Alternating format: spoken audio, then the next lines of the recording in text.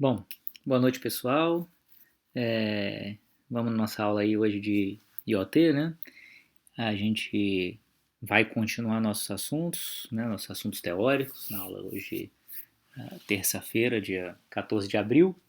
Bom, acho que vocês todos devem estar em casa aí na nossa quarentena, então vamos aproveitar para falar um pouquinho sobre segurança, né? A gente está entrando no mundo aí da nuvem, né? A gente está montando, nas quartas-feiras a gente está fazendo nossos laboratórios, a gente está montando um ambiente de internet das coisas na nuvem do Google, né? No Google Cloud. E uma coisa que eu falei com vocês é que quando a gente está transferindo os dados para as nuvens, para a nuvem, a gente tem uma série de vantagens que é aquela questão da escalabilidade, de você estar aproveitando o desempenho, o alto desempenho que a gente tem disponível, né? A gente tem recursos computacionais de grande porte, então a gente pode pegar todos os dados que a gente gera é, num sistema de IoT e processar, né? Você pode gerar, dependendo do sistema de IoT, você pode gerar uma quantidade de dados muito grande, e aí na nuvem você tem recursos para processar isso, recursos inclusive de inteligência artificial para você fazer um tratamento dos dados e tem informações que possam ser relevantes para melhorar o seu processo, né? Às vezes a gente está com uma quantidade lá de informação e você consegue usar algumas técnicas de ciência de dados e tal, e você consegue ter alguns insights, algumas informações que podem ser importantes para você, pô, se você otimizar esse seu processo nesse ponto aqui, ó, nesse controle dessa variável e tal, você pode ter um ganho melhor, você pode otimizar mais o seu processo. A gente não vai entrar nessa seara, nessa questão aqui, porque aí já entra numa área muito de ciência de dados que foge do nosso contexto aqui. Mas eu diria para vocês que o IoT, né, a internet das coisas, é um grande cliente da área de ciência de dados, porque a gente gera muito dado. A quantidade de dados que a gente pode gerar, cara, assim, é um negócio sem limites, né? Depende do que você vai monitorar, que variável que você vai monitorar, que processo que você vai monitorar. Então, a gente não tem fim a quantidade de dados que pode ser gerada. Bom, então tem todas essas vantagens quando a gente está lidando com nuvem. Mas tem algumas desvantagens, obviamente. A primeira das desvantagens é a questão da segurança, que é o que a gente vai falar um pouco hoje, como tentar minimizar essa desvantagem. Como assim desvantagem? Quando eu estou com toda a minha infraestrutura, toda a infraestrutura minha de, é, de armazenamento, processamento e tratamento dos dados, quando toda essa minha infraestrutura que eu estou usando, ela fica na minha própria empresa, ou seja, o que a gente chama de on-premises, né? Quando isso acontece, eu não tenho muito que me preocupar, ou tenho que me preocupar menos com a questão da segurança.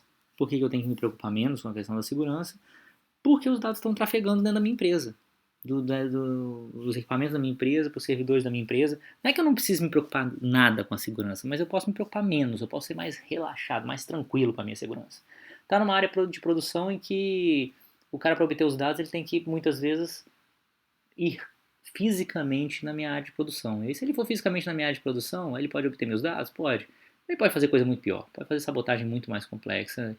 E aí é um problema de segurança física, né? Mesmo que não seja, mesmo que você mexer com os dados pode ser pior para mim, mas aí já é uma questão de segurança física, que você não tem muito, você tem que controlar isso. Na verdade, por mais que você tenha milhões de mecanismos de segurança é, é, virtuais e tal, esquece a parte de OT. Se você tem um data center e você não tem um controle físico de quem acessa o data center, isso não está bem feito, pô, se o cara acessar o seu data center já era. Você pode ter qualquer mecanismo de segurança, firewalls, um monte de coisa, o cara vai conseguir acessar o console da máquina, ele vai conseguir mudar a senha de administrador, tudo isso porque quando o cara tem acesso físico à máquina, ele consegue fazer isso.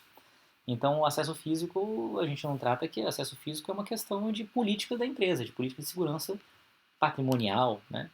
Segurança patrimonial da empresa, não deixar as pessoas entrarem, né? Você ter controle de acesso e tudo isso. Que normalmente já está bem, isso aí em muitos lugares, não diria todos, isso está bem sedimentado. Não digo todos não, porque a gente sempre se assusta com as coisas que a gente vê por aí, né? Bom, mas então quando a gente tem a nossa solução toda on-premise, toda dentro da sua própria empresa, a questão da segurança cibernética, vamos dizer assim, né?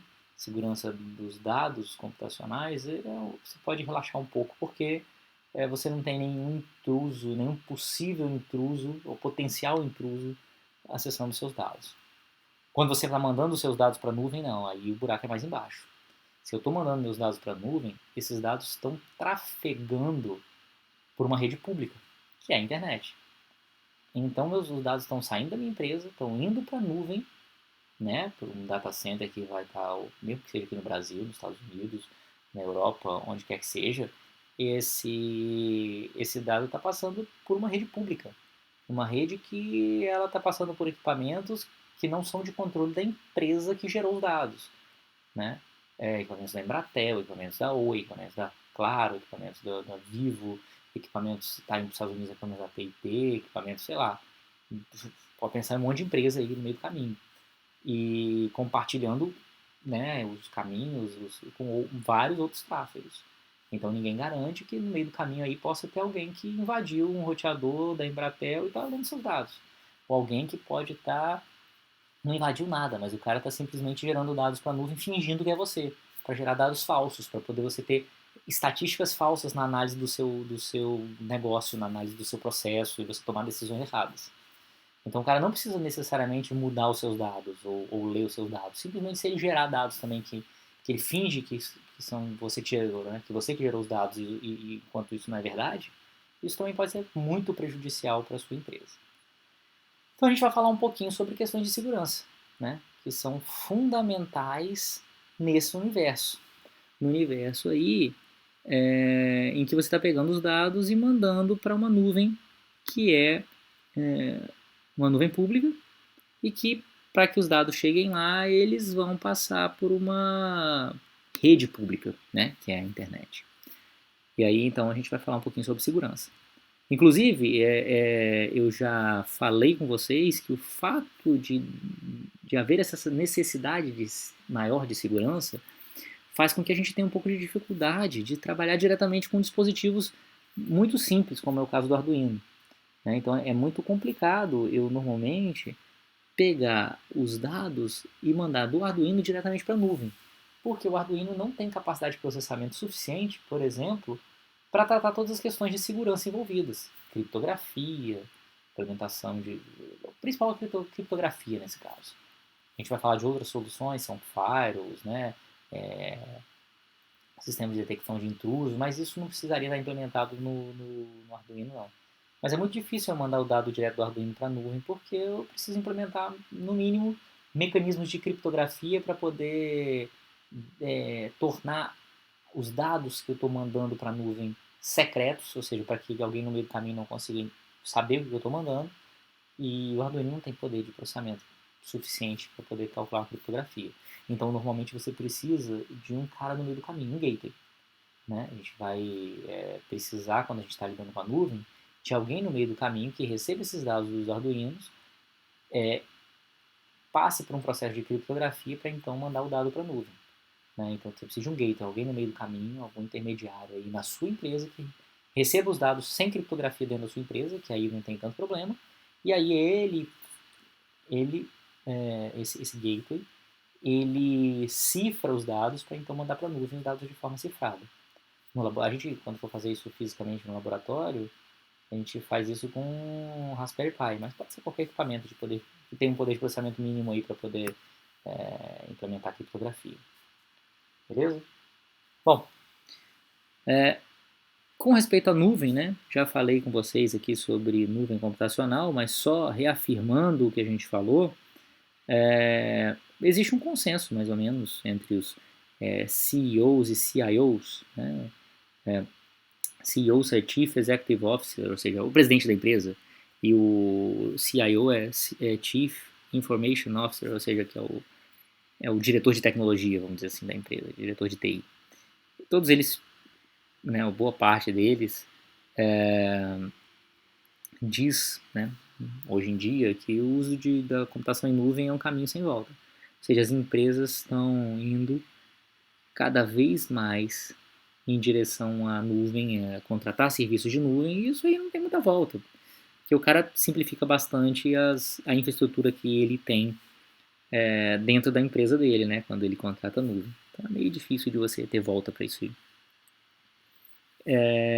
Teve uma pesquisa da ContIA, que é um instituto de pesquisa americano, que indicava que 90% das empresas já utilizam algum tipo de serviço em nuvem. 90%, pô, muito alto, pessoal. Mas, cara, até, isso aí entra até o e-mail, né? O e-mail é um serviço, a gente viu, é o SAS, né? É um serviço de software como serviço que está hospedado nas nuvens. Então, normalmente, a migração de serviço para a nuvem começa por ambientes menos críticos. O cara coloca lá o portal dele lá, a página dele web, porque esse aí não é um tanto problemático quanto sistemas de controle ou coisas assim. E serviços e muitas vezes serviços e dados críticos do ponto de vista operacional acabam ficando on-premises, nem vão para a nuvem, né? Muita empresa faz isso. Ah, não, esse dado aqui é crítico, é um dado fundamental para o funcionamento da minha empresa, nem mando ele para a nuvem. Mas isso já está mudando, muita gente está mudando para a nuvem até os dados críticos também, tá? Fazendo uso de mecanismos de segurança para transmitir esses dados de forma segura. Na verdade, no caso das soluções em nuvem, no caso do IoT especificamente, as nuvens nem permitem que você mande dados para lá se não for de forma segura. Se eu usar o MQTT padrão, a nuvem nem permite, não tem esse tipo de conexão. Tem o MQTT-S, que é o MQTT com segurança da informação, né? Com segurança, que a gente vai falar um pouquinho daqui a pouco.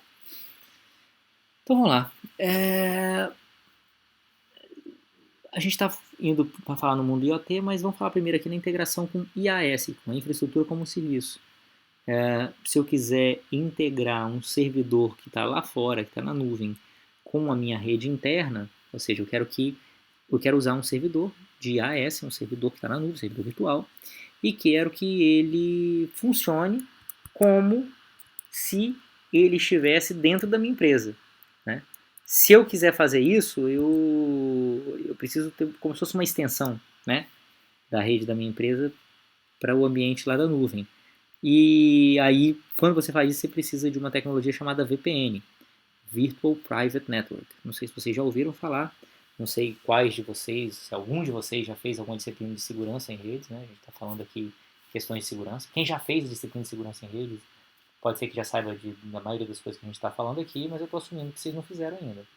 Se fizeram, beleza, pode botar aí o vídeo na velocidade 2, na velocidade 4 e dar uma passada só para ver se tem alguma coisa que vocês não viram ainda. Ou então passa na velocidade 2 e ouve de novo, porque a gente sempre tira proveito de alguma coisa, né? Bom, essas conexões do tipo VPN, elas são conexões que usam um modelo de comunicação de dados chamado tunelamento de dados, né? Criam túneis de comunicação e aí o tráfego flui entre a rede corporativa e a nuvem através de um túnel IPsec. Não sei se vocês já ouviram falar em IPsec, mas IP eu tenho certeza que vocês já ouviram falar, né? O protocolo IP. O IPsec é o IP com algumas extensões de segurança, SEC de security.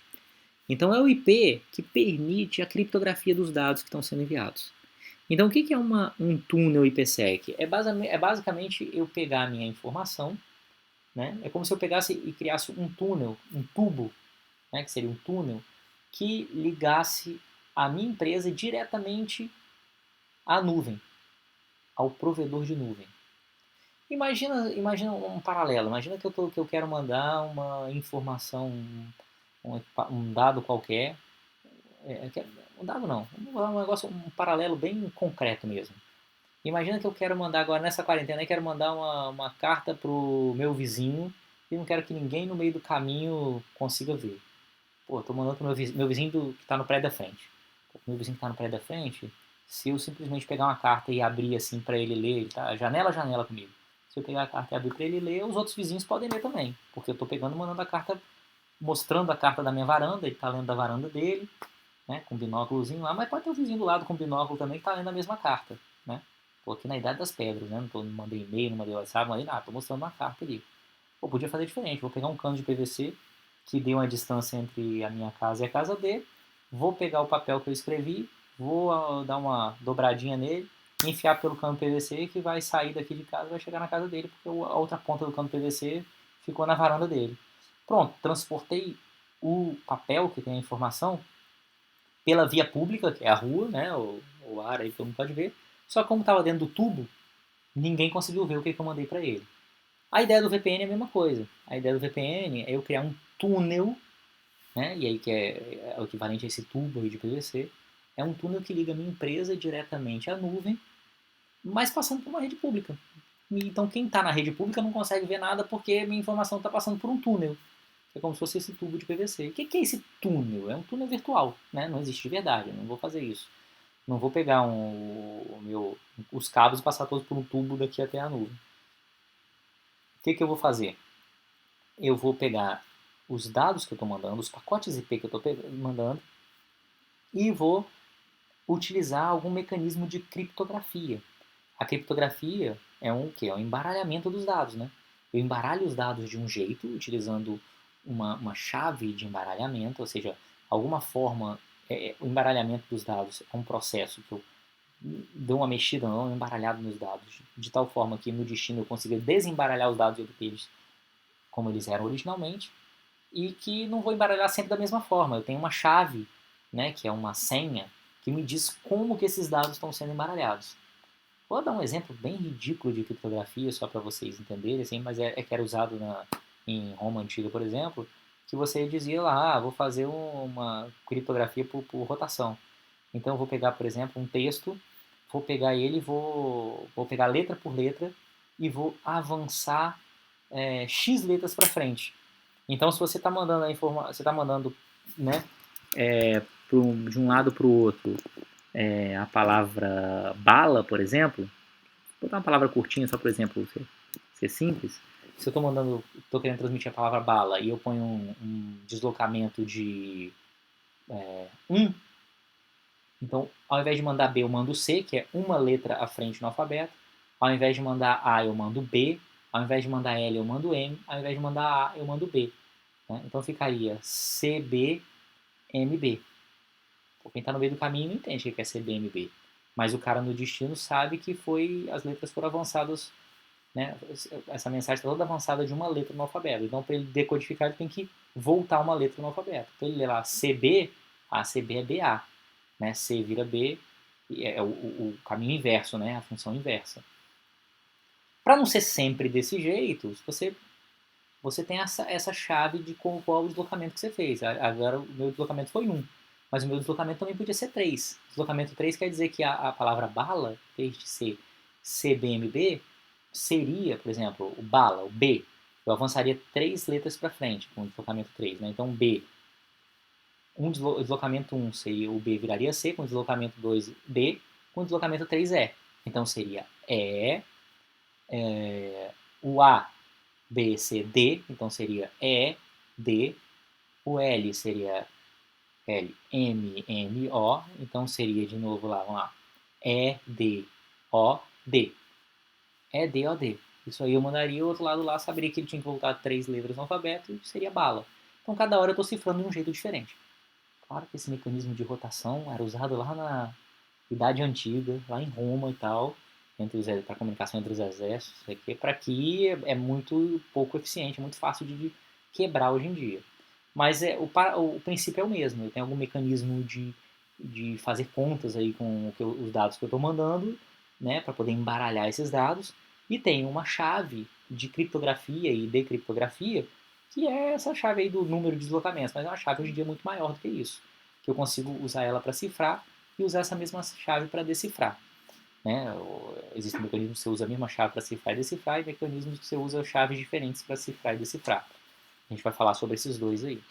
Mas, independente de qual mecanismo que é usado aqui, o IPsec é isso. É você pegar o pacote IP e pegar o conteúdo dele, os dados deles e cifrarem. Então, você cifrar os dados que estão dentro do pacote IP é fazer com que quem está no meio do caminho não consiga interpretar o que está ali. Então, é o equivalente a estar mandando essa informação por um túnel.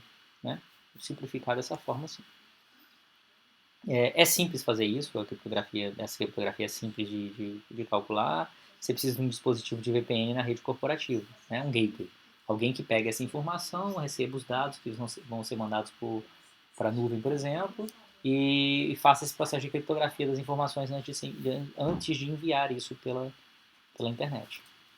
Beleza?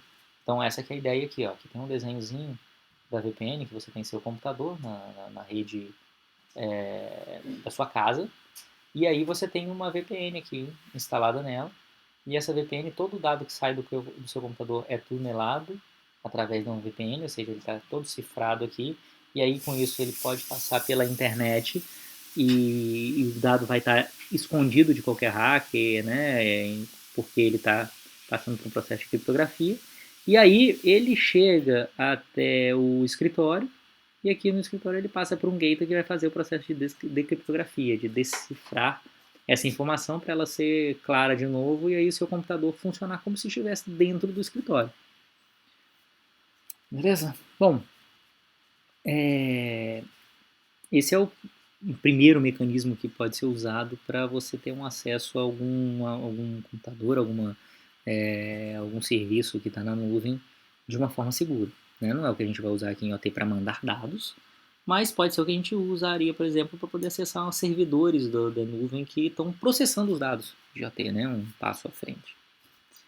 Bom, isso é a ideia basicamente de VPN. Eu vou falar um pouquinho mais sobre criptografia, esses mecanismos de criptografia daqui a pouquinho, né? Por enquanto a gente só está assumindo que criptografia é um mecanismo que vai dar uma embaralhada nos dados aí antes de enviar, né? Para enviar de forma segura.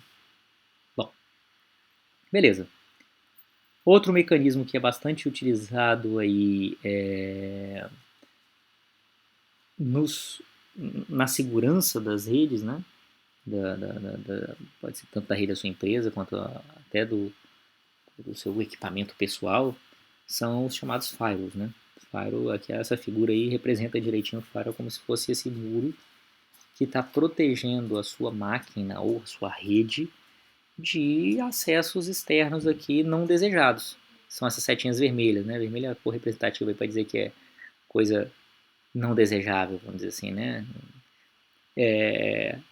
Aí tem gente que traduz o firewall como um muro de fogo, aí coloca um muro pegando fogo. É uma tradução bem ruinzinha, né? Porque firewall, na verdade, é um muro corta-fogo, é um muro contra fogo. É um muro que, em combate a incêndio, se coloca um muro com algum que se utiliza, né?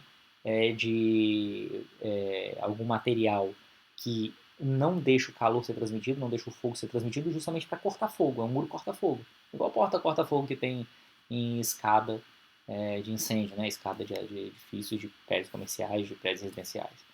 Então o firewall é um muro corta-fogo, porque não deixa o fogo passar de um lado para o outro. Não deixa os invasores entrarem dentro da empresa. Certo? Então a ideia do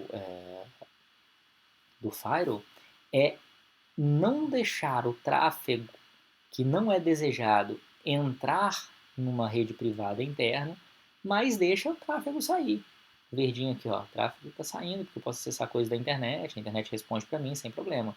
Mas eu não quero que entre dentro da minha empresa tráfego que eu não quero, que eu não desejo. Tráfego que eu, sei lá, que nem sei o que é.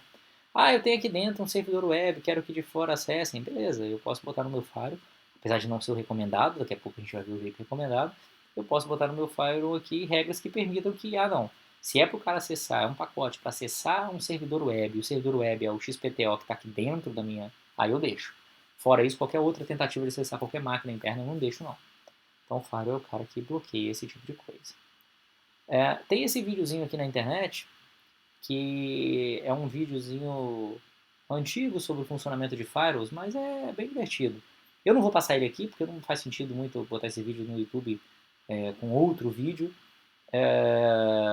Mas eu recomendo agora que vocês, se vocês quiserem, dê um pause aí no vídeo e pegue esse link, copie e coloquem lá. Eu vou colocar no comentáriozinho também aqui embaixo do vídeo, então vai estar no Ava direitinho, no comentário do vídeo também. Vocês acessem, é legal, é um videozinho legal falando sobre o funcionamento dos firewalls, né? É um vídeo da década de 90, não sei o que, mas é um vídeo legal, falando sobre, dar uma visão aí de como que os firewalls funcionam, né? De uma forma bem didática e eu diria que até lúdica, né?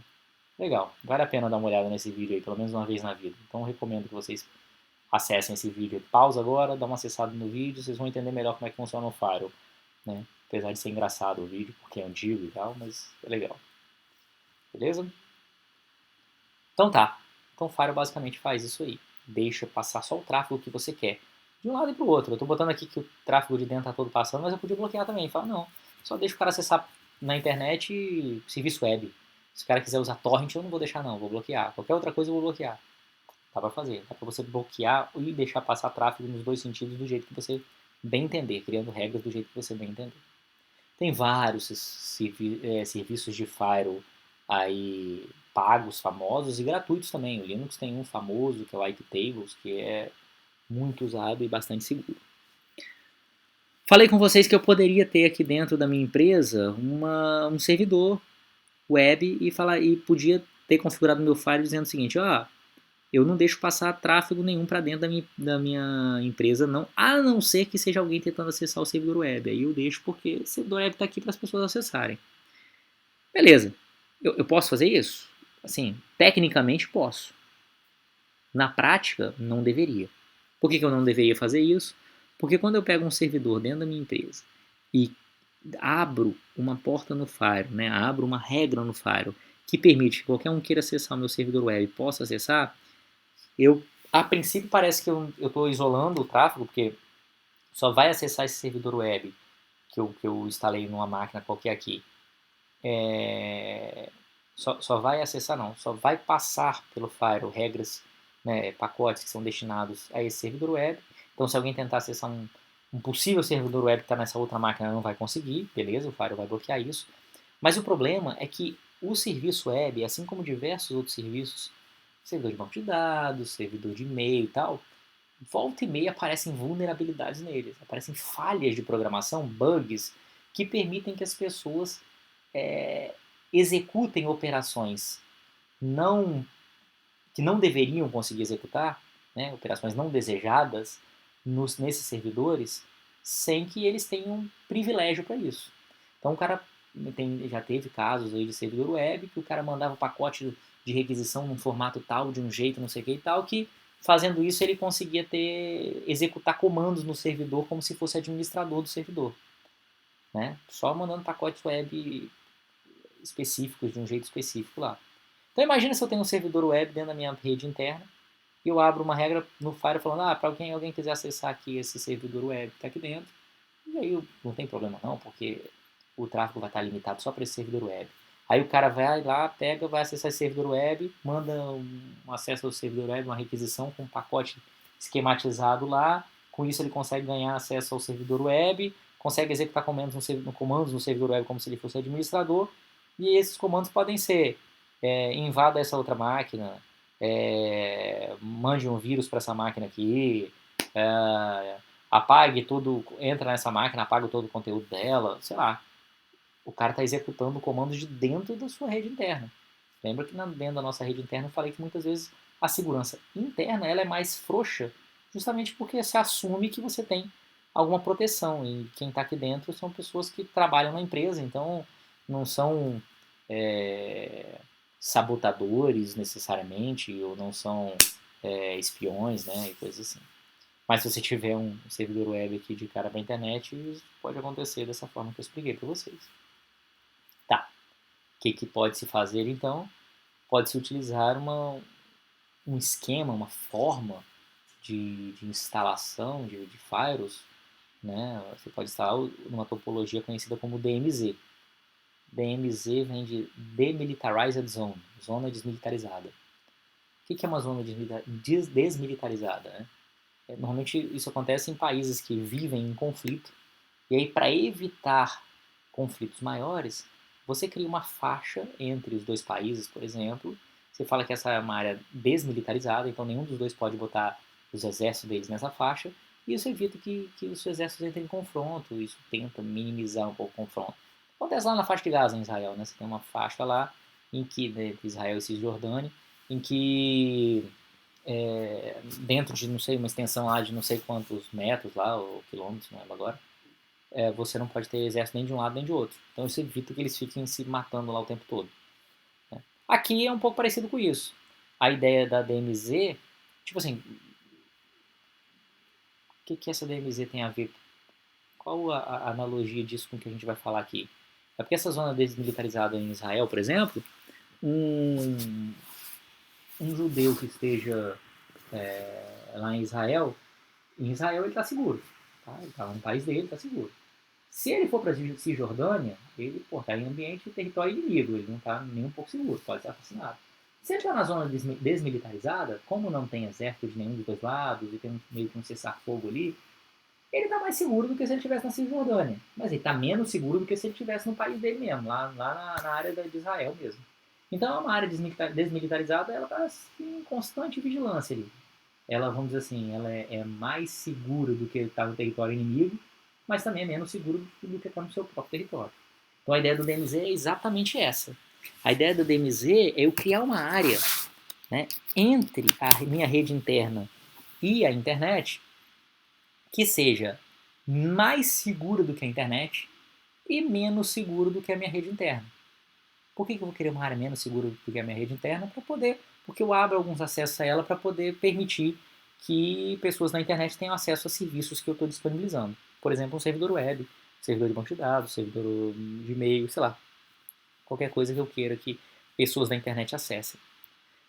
Então a ideia é que, como é problemático, como eu falei com vocês, ter um servidor web aqui dentro da minha rede interna, porque alguém pode tomar o controle dele e fazer ataques para minha rede interna, eu vou fazer diferente.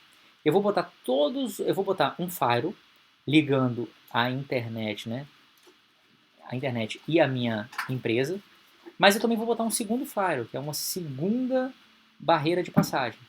E entre os dois firewalls vai ser o que eu chamo de DMZ, né, a minha zona desmilitarizada. Então, entre esses dois firewalls aqui, que é a minha DMZ, eu vou colocar os servidores com serviços que eu quero que quem esteja na internet possa acessar.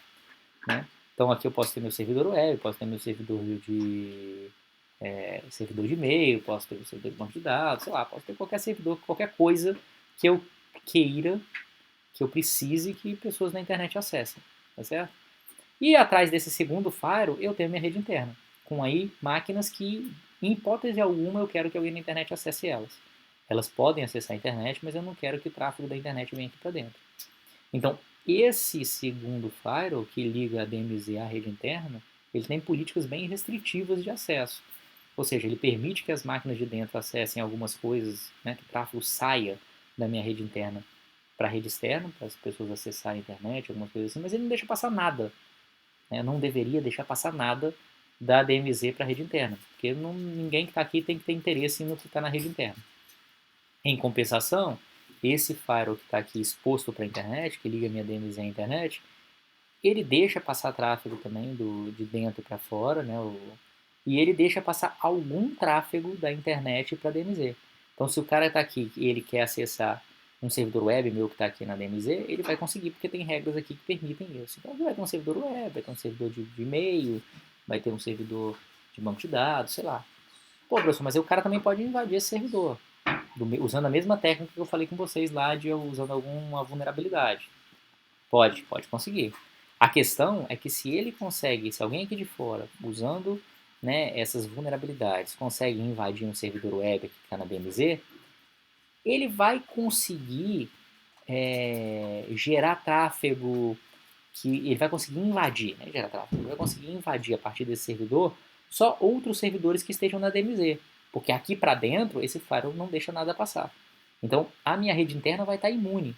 A minha DMZ é mais protegida do que se eu não tivesse esse firewall interno aqui, porque ele não deixa passar qualquer tráfego pro lado de cá, mas ele é um pouco mais vulnerável do que a minha rede interna. Então, se um cara usar esse esquema que eu falei com vocês e conseguir invadir a máquina, uma máquina aqui, e começar a gerar ataques para as outras máquinas, ele pode derrubar minhas máquinas da DMZ, mas da minha rede interna não.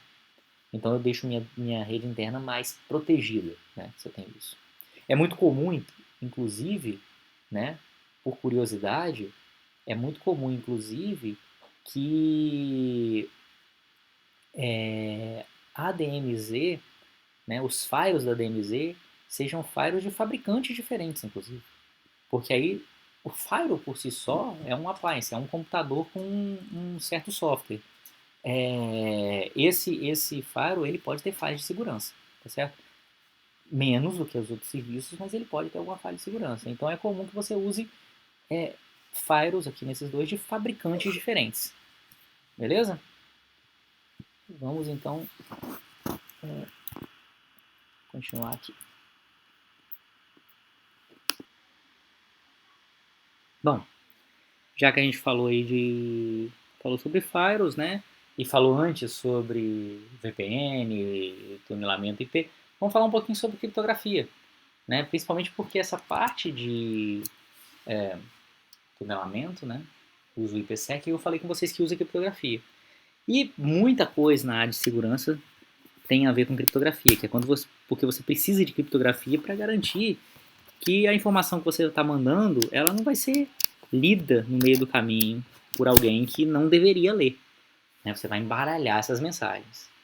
E aí a gente basicamente tem duas formas de fazer criptografia. Ninguém faz mais a criptografia naquele esquema de rotação de senhas que eu falei com vocês lá, que rotação de senhas não, desculpa, rotação de letras que eu falei com vocês que se usava em Roma antiga. Ninguém mais faz isso hoje em dia porque é muito fácil de quebrar. A gente tem computadores bem potentes aí, isso aí em pouco tempo essa criptografia, esse mecanismo de criptografia seria facilmente quebrado. Bom, hoje em dia a gente usa coisas um pouco mais sofisticadas, né? E a gente basicamente pode dividir os vários soluções de criptografia que existem em basicamente dois tipos. Criptografia simétrica e criptografia assimétrica, também conhecido como criptografia de chave pública e privada. Então vamos falar um pouquinho sobre esses dois mecanismos aí. Né? Primeiro a gente vai falar sobre criptografia simétrica e depois sobre criptografia assimétrica. Esses caras aqui são importantes, bem importantes, para o que a gente vai ver de OT. Aquela parte de Firewall, VPN, não sei o que, e DMZ, é mais para vocês entenderem o contexto, como que as empresas são ligadas na nuvem, mas a gente não vai usar isso em laboratórios, mas aqui essa parte de criptografia a gente vai. Claro que dá para usar o que a gente vai usar sem entender nada do que a gente vai falar aqui, mas não é isso que a gente quer, né? A gente quer pelo menos ter uma noção do que a gente está fazendo. Então, a gente vai falar de criptografia, porque depois disso a gente vai falar sobre certificado, sobre assinatura digital, e tudo isso funciona baseado na criptografia. Então, primeiro, vamos falar sobre os dois mecanismos de criptografia que existem. A criptografia simétrica e assimétrica. Bom, vamos lá. O nome, mais ou menos, já diz o que é. Né? Criptografia simétrica, ela tem esse nome porque existe um processo, né? Existe uma simetria entre o processo de criptografia, de cifrar a informação, e o processo de decifrar, a descriptografia, né? Você decifrar a informação. Então, basicamente, qualquer mecanismo de criptografia funciona com o seguinte princípio, né? Quem está gerando a informação, a origem, ela cifra a informação, ela dá uma embaralhada na informação, né? E ela envia o dado embaralhado, o dado criptografado. Quando ele chega no destino, o destino decifra essa informação. Falei com vocês que existe também uma chave de cifrar, né, usada para chave de criptografia, uma chave usada para cifrar e decifrar. Se a chave que você usa para cifrar é a mesma chave que você usa para decifrar, esse é um mecanismo de criptografia simétrica, que é esse primeiro do slide aí. Eu tenho um texto, plain text aqui, que é um texto limpo, é um texto original. Eu passo por um processo de criptografia, que utiliza uma chave, né? Eu mando o texto cifrado, no destino eu passo por um processo de decriptografia que usa a mesma chave, e aí eu obtenho o texto original de novo. Então, a criptografia simétrica é quando o processo de criptografia e decriptografia, cifrar e decifrar a informação, você usa a mesma chave para isso. Esse mecanismo é extremamente eficiente. Os mecanismos que usam esse tipo de solução são muito eficientes. São simples, não precisam de tantos recursos computacionais, precisam de mais recursos do que, provavelmente, do que um Arduino oferece. Mas não precisa de muitos recursos computacionais. Não gasta muita memória, não gasta muito poder de processamento. E são muito, mas muito eficientes e muito seguros. Então é um mecanismo muito bom em termos de segurança, em termos de desempenho. Mas ele tem um calcanhar de Aquiles, ele tem um problema sério, que é o fato da chave que você usa para a criptografia ser a mesma chave que você usa para decifrar a informação. Isso é um problema, porque eu quero mandar um dado para um amigo que está nos Estados Unidos. Eu pego um dado sigiloso. Eu vou usar criptografia. Vou pegar a informação, vou passar por um processo de criptografia usando uma chave simétrica. Mando para ele decifrar, ele precisa dessa chave simétrica. Como que eu passo essa chave simétrica para ele? Vou mandar por e-mail? E se alguém ler o e-mail no meio do caminho? Vou mandar pelo correio, dentro de um pendrive? E se alguém interceptar essa correspondência e olhar? O que eu vou fazer? Se é um amigo, um vizinho meu, eu posso até falar o seguinte, eu vou lá na casa dele, pego o pendrive, entrego na mão dele e falo, isso aqui que você vai usar para decifrar. E aí é mais fácil porque eu tenho acesso físico, né? Mas eu não posso ter um mecanismo que dependa numa entrega física das chaves, certo? Então, o que acontece é que esses mecanismos esses mecanismos baseados em chave simétrica, apesar de serem muito eficientes e consumirem poucos recursos, eles têm esse grave problema que é o problema chamado, que é conhecido como problema da distribuição de chaves. Porque o distribuir a chave para o destinatário é um problema meio complicado, tá certo? Para tentar resolver esse problema, esse calcanhar de Aquiles aí da criptografia simétrica, né, foi desenvolvido um outro processo conhecido como criptografia assimétrica. A criptografia assimétrica, ela parte do princípio, né, a parte de operações matemáticas, nas quais o processo de criptografia usa uma chave, né, e o processo de decriptografia, né, usa outra chave. Então eu cifro com uma chave e decifro com outra chave. É impossível, se eu cifrar com uma chave, decifrar com essa mesma chave. Não dá. São processos matemáticos, né, funções matemáticas que tem inversa, né, você consegue fazer o inverso, voltar à informação original, mas para cifrar você usa uma chave, para decifrar você usa outra, necessariamente. E essas chaves têm que ser geradas juntas. Então, na verdade, eu tenho um processo primeiro de gerar um par de chaves, né, a chave A e a chave B, e aí se eu usar a chave A para cifrar, eu consigo decifrar com a chave B. Se eu usar a chave B para cifrar, eu consigo decifrar com a chave A. Mas se eu cifrar com a chave A, não consigo decifrar com a própria chave A. Se eu cifrar com a chave B, não consigo decifrar com a chave B. Então eu gerei duas chaves que eu posso usar para o mecanismo de criptografia, chaves A e B. E aí eu vou pegar uma dessas chaves, pode ser A ou pode ser a B, tanto faz, vou guardar ela para mim. Vou falar, essa aqui ninguém tasca, essa é minha, eu não digo para ninguém o conteúdo dela. Vou pegar a outra chave e vou mandar para todo mundo. Vou publicar no meu Facebook, se eu tivesse Facebook. Vou botar na minha página web, vou botar no meu Instagram, vou, sei lá, vou escrever na porta da minha casa, vou mandar por e-mail para o meu amigo lá nos Estados Unidos. E se alguém olhar o meu e-mail no meio do caminho, não tem problema. Então mandei a chave B, eu dei para todo mundo. A chave A eu guardei em segredo comigo. E agora, se esse meu amigo quiser mandar uma informação secreta para mim, que ninguém consiga ler a informação, o que ele vai fazer? Ele vai pegar essa informação, vai cifrar a informação utilizando a chave B que eu distribuí para ele, né, e distribuir para todo mundo também, e vai mandar essa informação cifrada para mim. Se a informação foi cifrada pela chave B, qual a chave que eu tenho que usar para decifrar ela? A chave A, né? Que só eu conheço, porque eu não divulguei para ninguém. Eu divulguei para todo mundo a B. Mas ele cifrou com a B, e se ele cifrou com a B, mesmo que todo mundo conheça a B, ninguém consegue decifrar com a B também. Só eu consigo decifrar, porque só eu conheço a chave A. Para não usar esse termo chave A e B, né, tem uma chave que eu guardei só para mim, tem uma chave que eu divulguei para todo mundo, se deu o nome de chave privada, a que eu guardei só para mim, chave pública, a que eu divulguei para todo mundo. Então, em vez de usar chave A e B, eu vou falar agora chave pública e privada. Eu gero esse par de chaves juntos, tanto faz, vou ser um par de chaves que são equivalentes, então tanto faz dizer qual é a pública ou a privada, escolho uma delas para ser a chave pública e uma para ser a chave privada.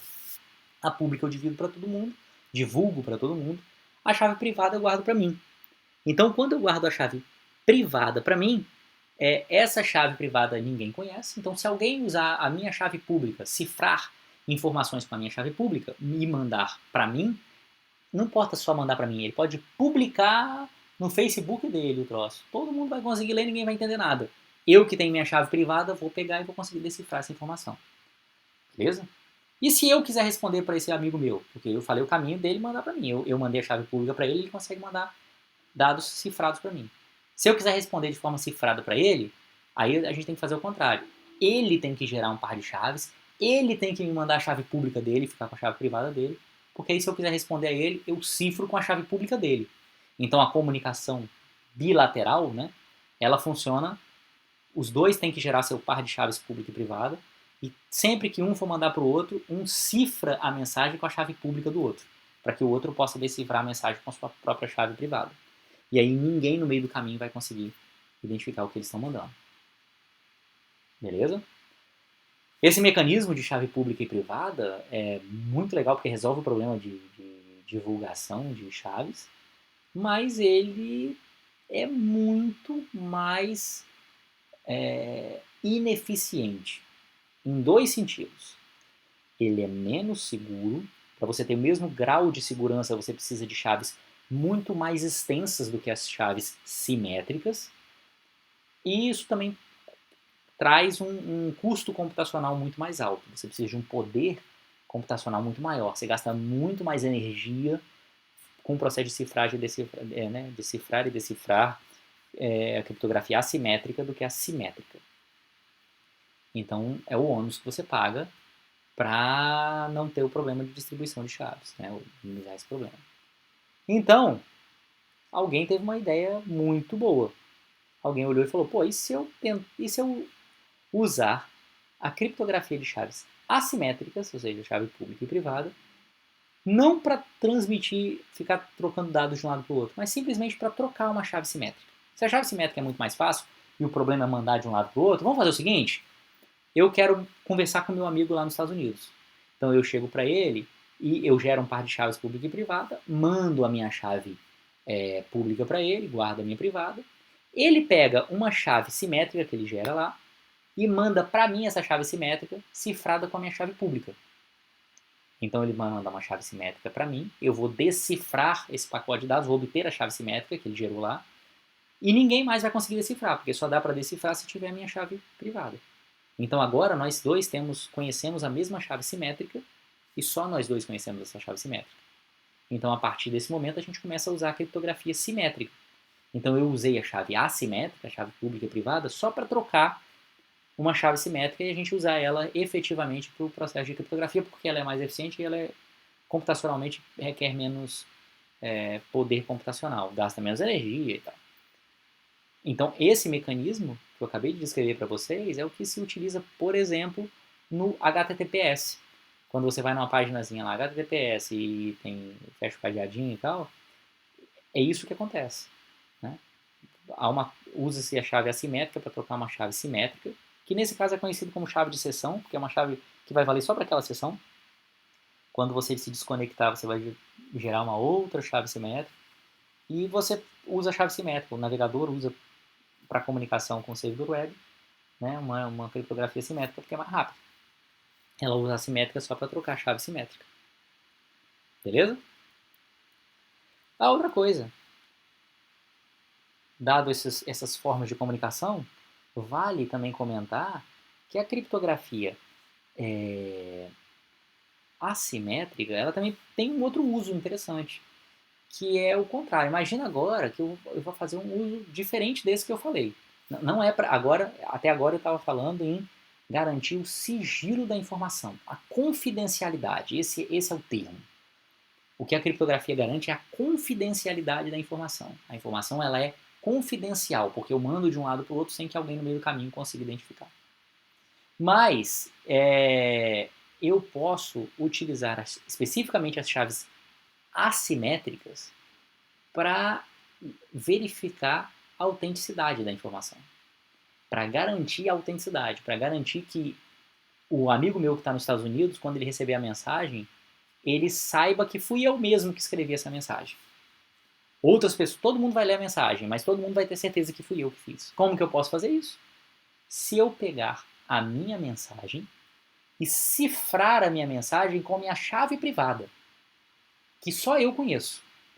Se eu cifro uma mensagem qualquer com a minha chave privada, que só eu conheço, e divulgo essa mensagem para todo mundo, ou só para o meu amigo, não importa, se ele quiser ler essa mensagem, o que ele tem que fazer? Ele tem que decifrar com a minha chave pública. Então ele vai decifrar e qualquer um no mundo também vai decifrar, porque eu estou assumindo que eu peguei minha chave pública e divulguei para todo mundo que quisesse. Para que serve isso então se todo mundo vai conseguir decifrar? Porque se ele conseguiu decifrar usando minha chave pública, é sinal que a mensagem foi cifrada usando minha chave privada. E partindo da premissa que a minha chave privada só eu conheço, porque eu deixei ela só para mim, isso significa que foi eu mesmo que escrevi aquela mensagem, não é ninguém fingindo que sou eu.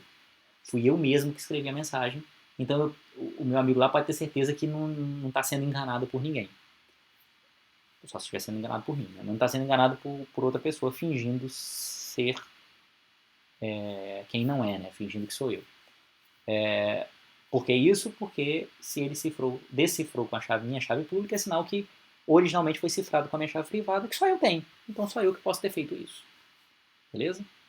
Então a chave assimétrica ela pode ser usada essa outra forma de usar também como um mecanismo de autenticidade. Você garante a autenticidade da mensagem, garantir que ela é autêntica, que fui eu mesmo que escrevi e ninguém modificou ela no meio do caminho.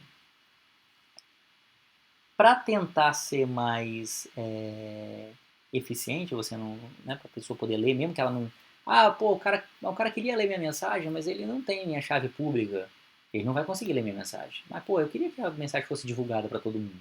Mas se o cara quiser verificar a autenticidade da mensagem, ele verifica. Mas se ele não quiser, ele quiser só ler, ele vai só ler, não tem problema.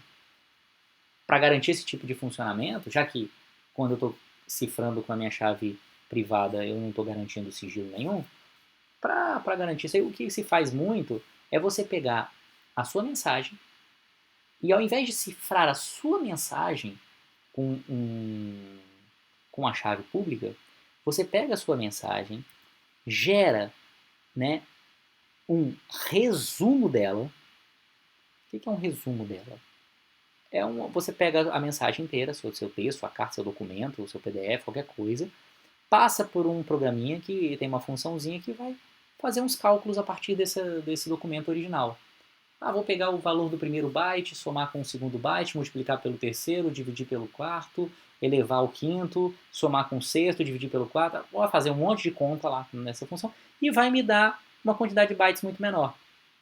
Eu tinha um documento lá com 1 megabyte, ele vai gerar aqui um resumo de, sei lá, 1K, 1 kilobyte, certo?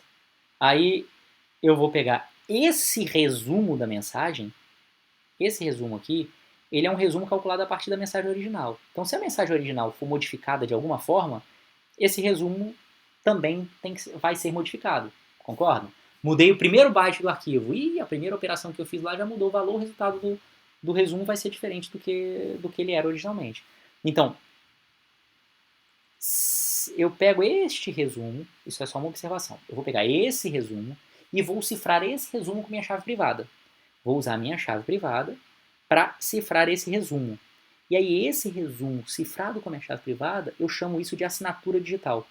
E aí eu mando para todo mundo, para os meus amigos, a minha mensagem original, sem estar cifrada, sem nada, junto com o resumo dela cifrado com a minha chave privada, que eu chamei de assinatura digital. Mando isso pela internet. O cara que recebe isso aqui, se ele não quiser verificar nada, quiser simplesmente ler minha mensagem original, ele vai ler, porque a mensagem original tá original lá, tá sem cifrar, sem nada. Se ele quiser verificar, o que ele faz? Ele pega a minha mensagem original, aplica ela a mesma função que eu apliquei para calcular o resumo. Então ele também calcula o resumo, é uma função pública, todo mundo consegue. Ele vai pegar essa função, vai gerar o meu resumo, um resumo, e vai pegar a assinatura digital que eu mandei, vai decifrar ela utilizando a minha chave pública. Se ele decifrar ela usando minha chave pública, ele vai obter o resumo que eu gerei lá na origem. Ele pega o resumo que eu gerei na origem, compara com o resumo que ele gerou no destino, porque ele tem acesso ao meu documento original, e compara os dois. Se os dois baterem, é sinal que não houve nenhuma modificação no arquivo original, no documento original. Por quê? Porque o resumo que eu calculei a partir do documento que eu recebi é igual ao resumo que quem mandou a mensagem calculou a partir do documento original. Então, se o resumo não modificou, é sinal que a mensagem original também não foi modificada. Professor, mas pode ter duas mensagens diferentes que têm o mesmo resumo. Pode, mas é praticamente impossível. Esses resumos são muito bem calculados, tem anos de teste nisso. É praticamente impossível você intencionalmente mudar alguma coisa, que você conseguir mudar alguma coisa intencionalmente que você isso não reflita numa mudança no resumo. Muito difícil acontecer isso. Então, você compara os dois, se tiver ok, você garante, opa, tá, a mensagem não foi modificada originalmente, foi mesmo o Rafael lá que escreveu a mensagem. Beleza? Então isso é o que a gente chama de assinatura digital. Quando você assina digitalmente um documento, é isso que está sendo feito. Né? Você está pegando o documento, gerando um resumo dele, assinando com a sua chave privada esse resumo, isso é a assinatura digital, manda os dois juntos, do outro lado o cara consegue verificar. Ele pega esse resumo, decifra usando a chave pública de quem te mandou, compara com o resumo que ele gera ali no destinatário, vê se for iguais, então que não teve alteração nenhuma no meio do caminho. Beleza? Tá clara aí a ideia da assinatura digital, eu acho, né? A assinatura digital é um negócio que é bastante usado, né? No mundo aí das comunicações com segurança. Bom, vamos falar mais uma coisa aqui agora, que deriva um pouco do que é importante para a assinatura digital, que é o chamado certificado digital. Não sei se vocês já ouviram falar no certificado digital, mas o certificado digital, um pouquinho na frente só para olhar, é o cara que garante que garante uma coisa que a gente não falou até agora, que a gente não se preocupou até agora. Eu falei com vocês sobre tudo isso aqui, ó, tá funcionando com chave pública e privada. Toda a comunicação, eu falei com vocês da chave pública e privada é usada lá no HTTPS, por exemplo, para poder transferir a chave simétrica de um lado para o outro. Porque eu falei que a chave assimétrica resolve o problema da divulgação das chaves, né, de você distribuição de chaves. Beleza. Mas imagina que você vai lá e olha no Facebook do seu amigo a chave pública dele. Cara, será que aquela é a chave pública dele mesmo? Será que não foi um hacker que invadiu o Facebook dele, mudou a chave pública do seu amigo para uma outra chave pública que é do hacker? E aí o hacker agora consegue mandar mensagens para você fingindo que é o seu amigo, porque você está usando a chave pública desse hacker achando que é a do seu amigo, né? Ou seja, dá para alguém, isso é um termo meio feio, mas chama impersonar, né? Impersonate no inglês. Dá para alguém fingir que é você fazendo isso. Ele divulgando uma chave pública que ele finge que é sua, mas não é sua de verdade. Então o problema não está 100% resolvido, não. Fica 100% resolvido com o mecanismo de certificado digital. O certificado digital é uma forma de você divulgar a sua chave pública usando um mecanismo mais garantido, para que os outros tenham certeza que aquela chave pública realmente é a sua chave pública. Beleza? Vamos fazer uma pausa aí para vocês tomarem um café, alguma coisa aí. Vou falar o resto no próximo vídeo para vocês darem uma olhada lá no próximo vídeo sobre isso aí. Beleza? Um abraço aí para vocês e a gente continua no próximo vídeo. Dá uma olhada lá que vai estar lá já.